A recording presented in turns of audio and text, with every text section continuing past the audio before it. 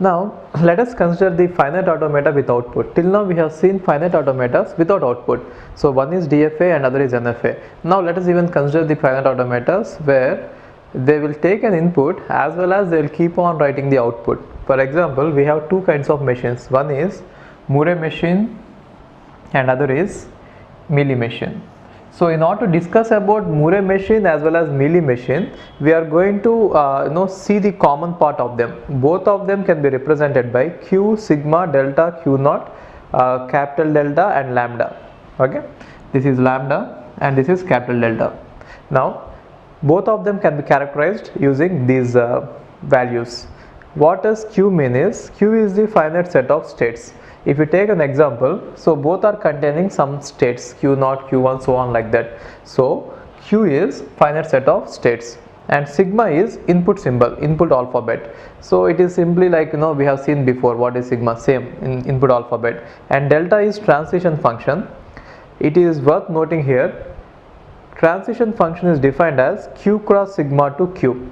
So what it means is, a transition function or the transitions in the finite automatas of Moore or Mealy are going to depend on the state, the current state Q and the input. So depending on the current state and the input, they are going to change their state. So it is same as DFA. Therefore you can even call both of them as DFAs. So both are deterministic. You should not call them as DFA, but then both are deterministic.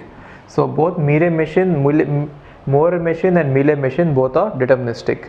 And Q0 is input alphabet, or sorry, in the initial state, and capital delta is output alphabet. So what is output alphabet? Output alphabet is nothing but the symbols which are supposed to be printed, or the symbols which will be outputted by these automatas is nothing but output alphabet. And capital delta is output function. What is output function is, this function will determine what will be printed as the output. So the only difference between Moore machine and Mealy machine is only the lambda. So if you look at Moore machine, in Moore machine lambda is a function of see this, lambda is a function from Q to delta, which means for every state input is output is associated. For example, for every state this is the output 0, for this state 1 is the output. So lambda says that for every state output is associated.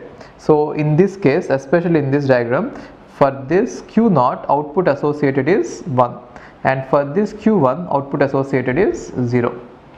And if you look at Mealy machine, in Mealy machine output is associated like this. For a state, for a given input, there will be some output.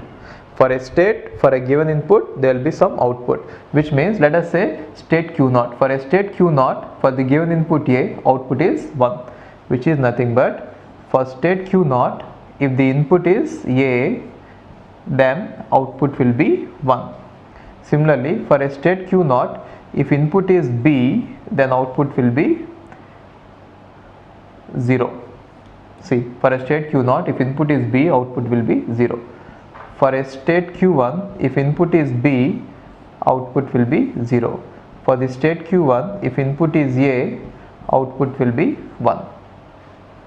So the only thing you have to remember is, Moore machine is going to associate a symbol or the output with the state itself, and the Mealy machine is going to associate output as a combination of the current state as well as the input. So one thing how you can remember it is, if you write Moore spelling, M-O-O-R-A, Moore spelling, then you can see these two O's, one output. First O is 1, second O is output. That is how I remembered, which means for every state we are going to have one output. I'll take an example and I'll trace out how it really works. Let us say this is the finite automata and I don't know what is it doing exactly, but then this is just an example. So this is the Moore machine. On this Moore machine, what happens if I give an input AB? Initially I'll be in state Q0. Whenever I am in state Q0, output associated is 1. Therefore 1 will get printed. Now on seeing a small a, I'll again go to state Q0 itself. Therefore again 1 will be printed, and Q0 on B is going to Q1.